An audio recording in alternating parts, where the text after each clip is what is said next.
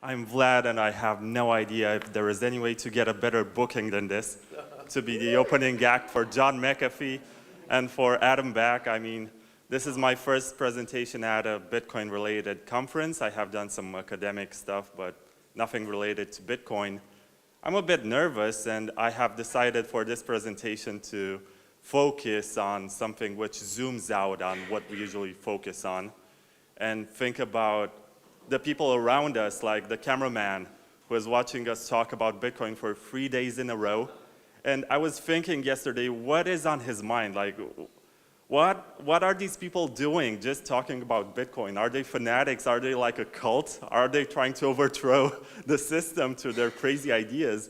And I was thinking, how can you explain Bitcoin to somebody in terms of value proposition? Okay, let me figure out how this works. Do I have a laser pointer? Yes. Big red. Okay, very good. So how do I explain this in terms of value proposition so that anyone can understand and see why would anyone step on stage and speak about Bitcoin in Romania? And for this, I appealed to the history that I know in terms of finances and in terms of inflation and confiscation that happened in Romania. And in order to make a stronger case, I appealed to my family members. And for 3 generations, my family has been subjected to confiscation of wealth, and then inflation, hyperinflation, and lots of abuses from the government that should not happen in a system which has sound money. I think this is ultimately the value proposition that Bitcoin has, and for this we can say that Bitcoin fixes this, because otherwise we just look like lunatics and nerds to outsiders who might be watching on live stream. So, first slide. Okay. I focused on Bitcoin's value proposition, and to regular people it's about store of value. But personally, I think that this whole narrative of store of value is not very true, in the sense that gold is a better store of value. Bitcoin is more effective and more efficient in terms of transferring value and storing it without a physical quality that can be confiscated, and this leads to the unconfiscatable and uncensorable qualities of Bitcoin, because really when you store gold in your house, like it was the case of that Chinese business person, you're exposed to a lot of risks, and you turn yourself into a honeypot for attackers who will find out that you have a lot of stuff stored in your house, and it might be a safe, but they can crack it. It might be a third party, but they can find their way into it. So whatever is physical can be stolen by malevolent actors, can be inflated by the government if it's in the form of money or other products that the government can produce, and can be taxed by your government. So Bitcoin is effective in this regard just because it has these qualities. And I'll get to the next slide. Why would anyone care about uncensorable and unconfiscatable sound money? Because central banking isn't always efficient at balancing supply and demand. And in the case of Romania and lots of Eastern European countries, we see lots of statements with central bankers who say everything is under control. We have figured out how to have the proper amount of inflation.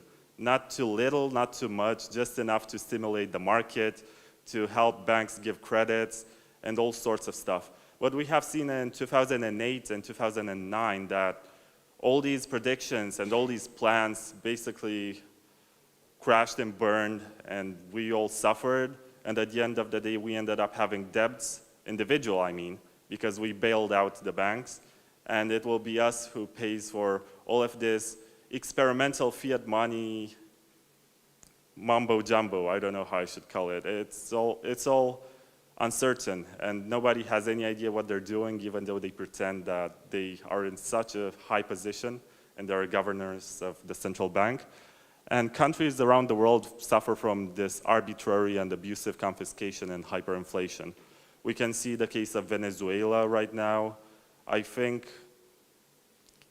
Let me think of another example, because that's the most typical in this community. But in Romania, which will be presented, there were many cases of hyperinflation which are quite scandalous because we don't think about it. It was 20 years ago, and we maybe forgot because our lives got steadily better. But I'll get to that slide anyway. So economic rights are also threatened even in the most democratic countries. And this is also one of the value propositions of Bitcoin, because with bank accounts, the bank, when you stop paying your loan, they can just freeze your account, which means even if you have like $10 in your account, you cannot go buy groceries, you cannot withdraw. Your money is frozen there until the moment when you pay your debt, which doesn't work like that with cash. If you have cash in your pocket, you return it when you can actually afford the debt. But until then, you can eat, you can pay your rent, and you can function as a human being until that very point. And I think that with too much power given to the banks, we'll end up to this system where they can just do whatever they want, because governments will just endlessly grant them freedoms and the possibility to take on more data processing, and they will give them more power over the clients, which I don't think is fair and is fine. The checks and balances are gone, and sometimes the bankers are the ones who finance the politicians' campaigns, so they end up just like we have in Romania right now, with a candidate who pretends to be reformist and everything, who says that every spending that is more expensive than 2,000 lei, which means $450, should not be made in cash. And if you want to buy something which is more expensive than $450, then you have to do it with your bank account, with your credit card and stuff like that, so you can be tracked, so they can know what you bought, when you bought it, for which amount. They know how much money you have. I don't think that's fair. I don't think that's fine. And that comes not from the neo-communists who used to rule our country and used to be in government until 2 days ago. This comes from the new party, which pretends to bring new ideas. And I think that banking should be kept in check with something that comes from the outside, which happens to be Bitcoin in this case, because it's the best invention that we have. Does this work?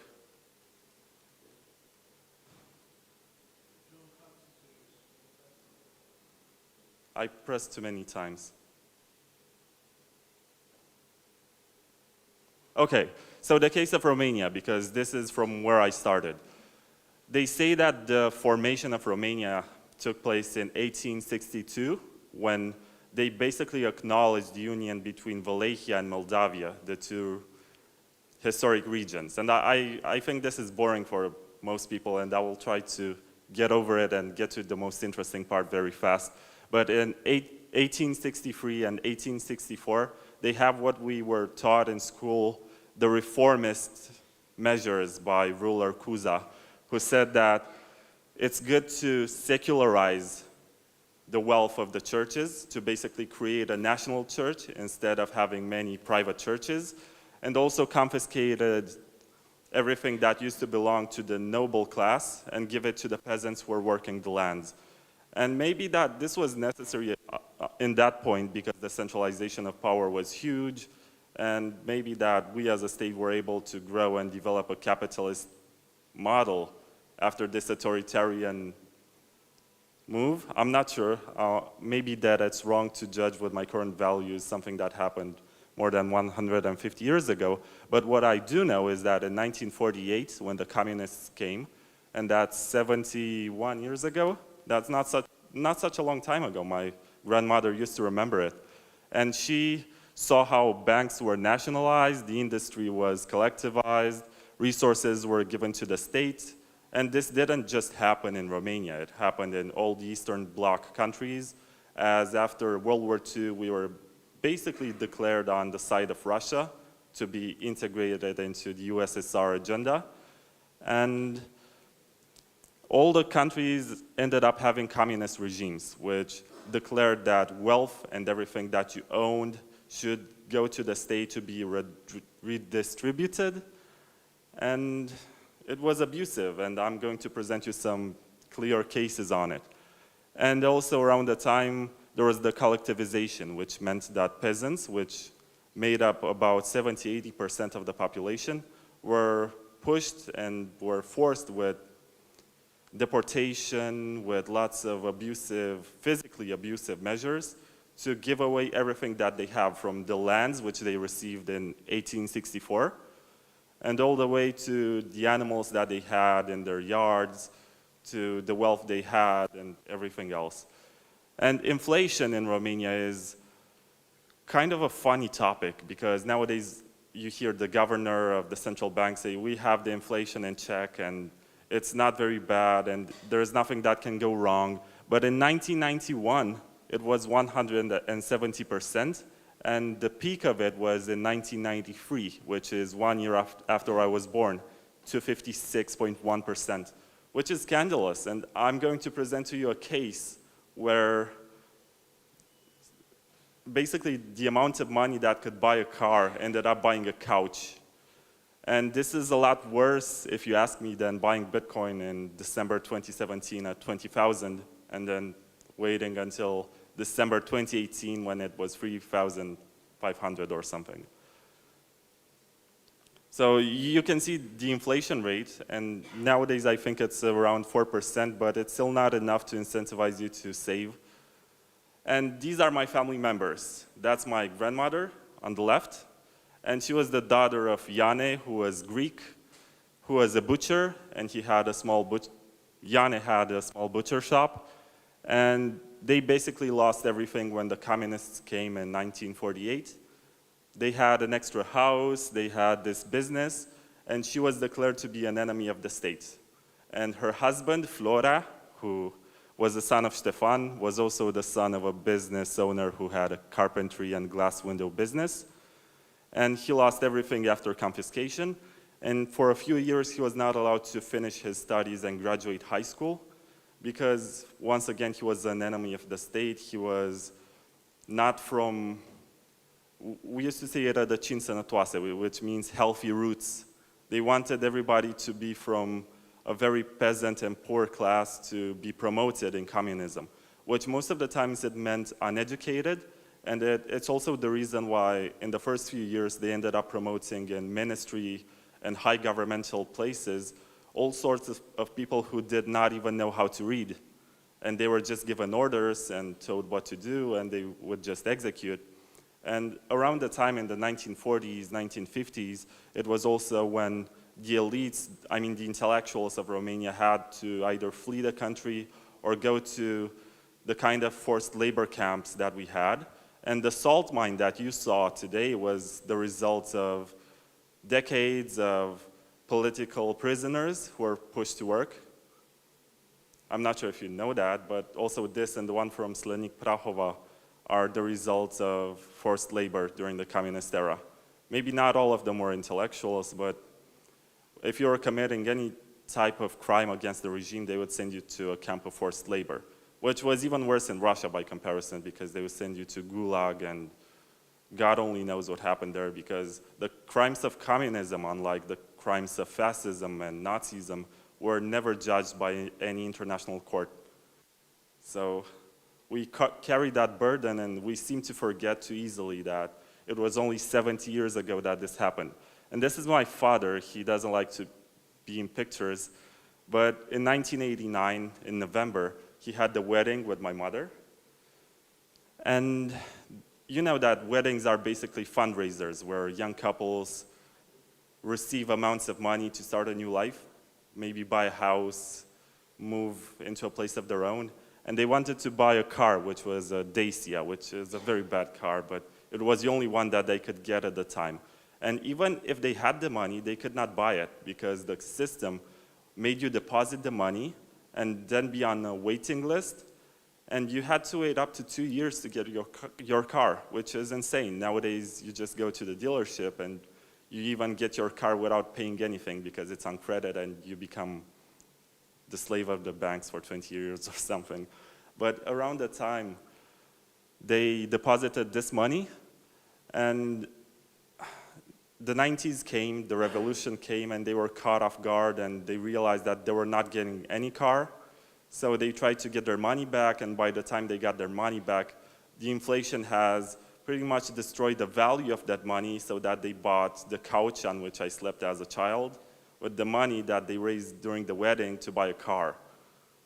which is really sad if you think about it. And this is just a personal example, so you empathize a little bit, because I suppose there are millions of people who were a lot worse off. And the 90s were very harsh in Romania, and I guess lots of countries in the Eastern Bloc, because I remember we used to live in an apartment which had 3 rooms, 2 dormitories and 1 living room. But during winter, the central heating, which was affecting all the neighborhoods in the city, was so bad that we had to sleep the entire family of 4 in 1 room so we could heat it properly and not feel cold. And these experiences are not maybe presented to the extent that they deserve. And the government will always say that everything is fine and you should trust their currency and you should not worry that maybe last year euro was 4.5 lei and now it's 4.75, which is a lot by central banking standards. And they will say you that it's okay to get a loan because everything works, and it's not going to happen like in 2008 when a lot of people got a credit from the bank and they ended up not being able to pay it back, or they got the loan in Swiss francs and the amount doubled within a few years. And between 2007 and 2015, Romania had the second highest growth of emigration rate after Syria. And if you think about it, Syrians fled their country because there is a war. There is the Bashar al-Assad government, which works against their own people and drops tear gases, and they try to intimidate the opposition and impose by force. But in the case of Romania, people willingly left the country. And nowadays there are 19 million of us, but it's uncertain how many of us are still in the country, because if you talk to anyone, they have at least 1 or 2 relatives who are abroad working. And it's uncertain whether or not they will be returning, because the trust in government is so low that a lot of people said it's not even worth it to change, because the 90s, the early 2000s, there were a lot of people who basically came from the United States after they stood there during the communist era, and they came back and said, I can reform the country, I know how capitalism works, and maybe that we can build a more prosperous country. But in reality, we ended up being governed by the same people from the old system who only wanted to enrich themselves and destroy pretty much everything which was about industry and pump their own bags, to speak in specific terms. And right now, the inflation rate in Romania is about 4% every year, which is still not enough to incentivize you to save anything, because an average commercial bank gives you about 2% return, interest, and you also have to deal with fees, and pretty much all of our economy right now is based on spending and consumption.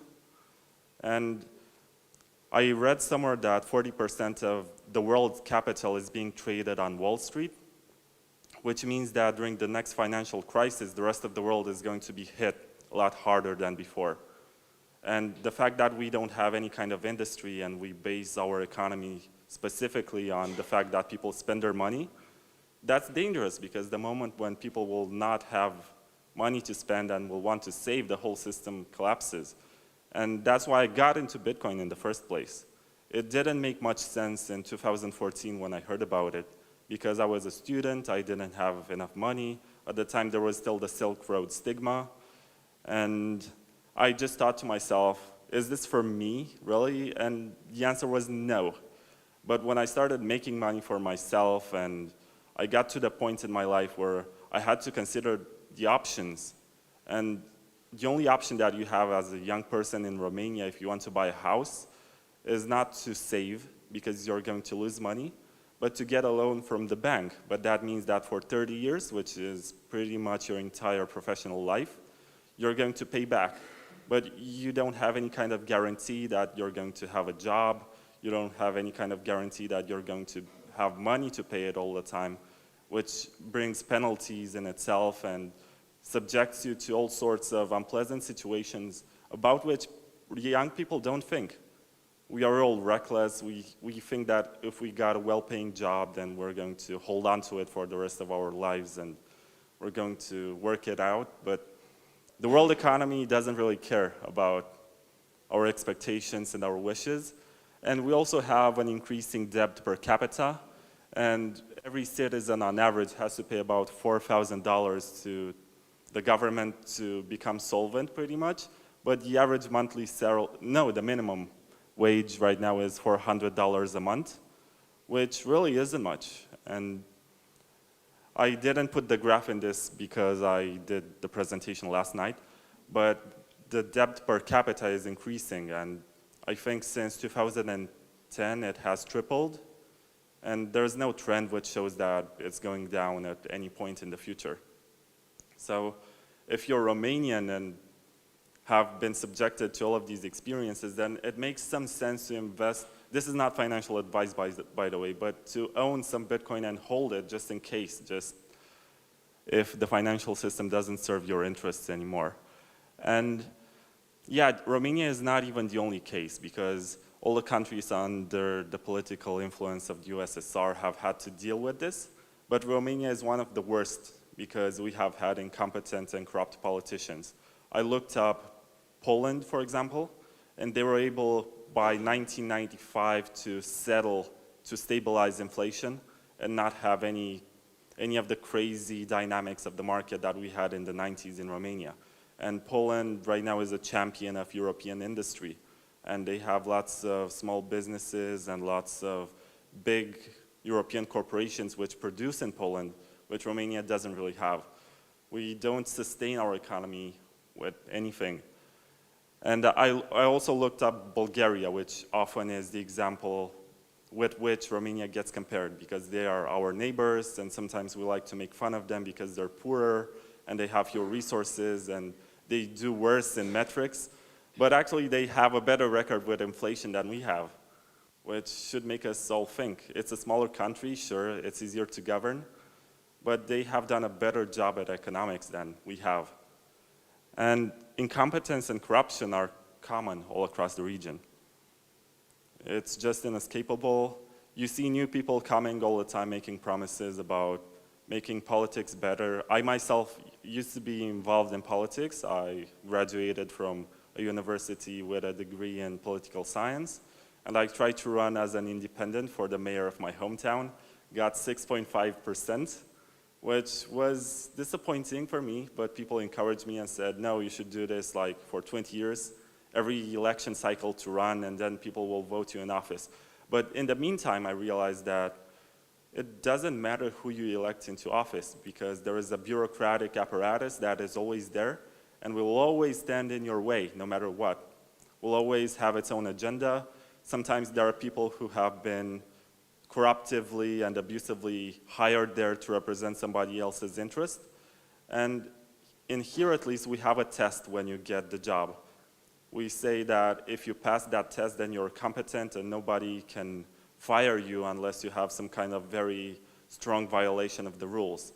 And most of these people have been hired with a test that has been arranged because they received the answers before. It happens in this country. And they end up basically retiring on that position and representing the same interest.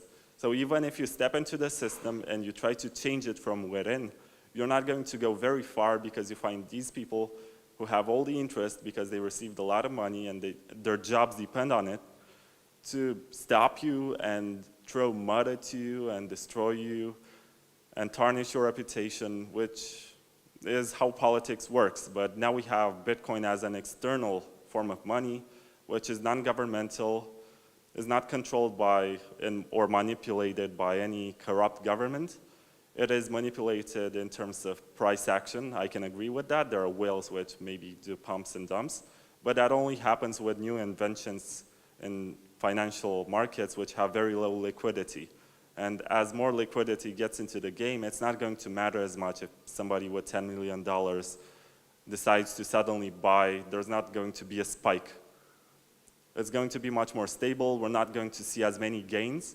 And that store of value function is going to be so much better than it currently is. And right now, I don't own a lot of Bitcoin because I got in too late, but I see it as a way of hedging against this system, which I dislike.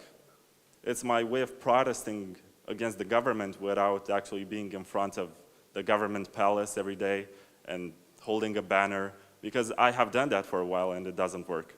They don't care. They find ways to divert you. They find ways to make you doubt your cause.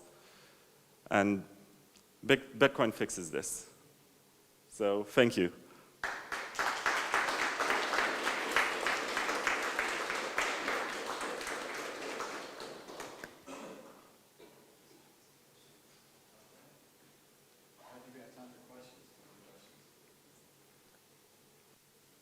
No questions? All right, we've got some questions. Here we go. Bam, phone, dead. Good presentation. I'm sorry I missed the beginning. I thought someone else would be speaking. What I want to tell you is, in Romania, we don't really have financial education. People don't understand, for example, what investing in a company is all about, owning shares, fractionalizing that. They don't have the knowledge.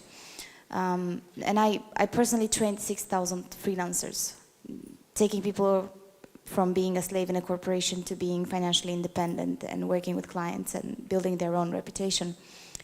And even there, I found a lot of resistance towards the idea of Bitcoin. Like, I could count on my two hands the people that I managed to convince to accept Bitcoin as a payment for their freelancing services. But that was a couple of years ago, and I think if we can get people in Romania to understand the intrinsic value of Bitcoin, then we could actually, we could jumpstart, instead of going through financial education as in shares in companies, going through financial education as in, working with crypto assets and forward. And what's your experience on that? I don't trust national education anymore. I can agree that to some extent it can be great, and it has done a great job with me, but I turned against it. But I don't think the purpose of national education is to teach you to think. It's just to put some facts in your head, and you're going to point them out whenever somebody tries to debate with you. And that's pretty much it. It's useful to get a job. I can agree with that. But other than that, you're supposed to do some sort of personal research. And I don't think any kind of government teaches you how to overthrow it. Really, it doesn't give you that kind of education. Only if you don't agree with it, you're going to acquire that type of knowledge. And I can appreciate the fact that at least I live in a society where I can protest and where I can express my opinion, and I don't have any kind of physically oppressive force aligned right here to take me.